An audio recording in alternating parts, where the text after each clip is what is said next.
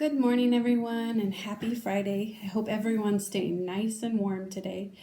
I just wanted to take a real quick minute to explain to you what's in our cozy crafting kits this morning that you'll find outside the library door. So you'll see that there's a little bag like this. And since it's weaving, I'm just going to explain some of the basics here. Again, you'll find this little piece of paper inside that has the QR code and the PIN code. So all you have to do is scan either one of those. It takes you right to the instructions. It also takes you to the Pinterest board for additional ideas and patterns that you can follow for weaving. So inside you're going to find a couple of items here. You're going to find this loose string right here like this. And this is what you're actually going to use to weave your board with and set up the weaving process.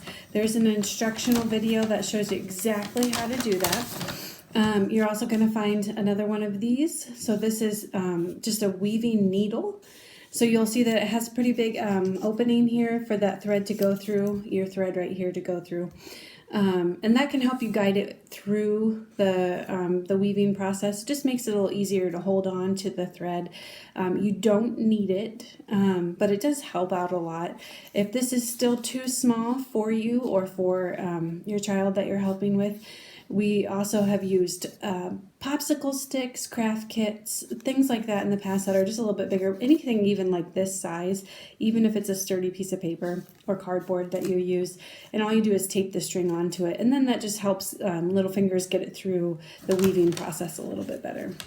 So that you'll find that loose string, that weaving needle, a different thing of thread that you can use, and then your instruction sheets. So in order to weave today, we have a bunch of different instructions on how you can create your own weaving loom.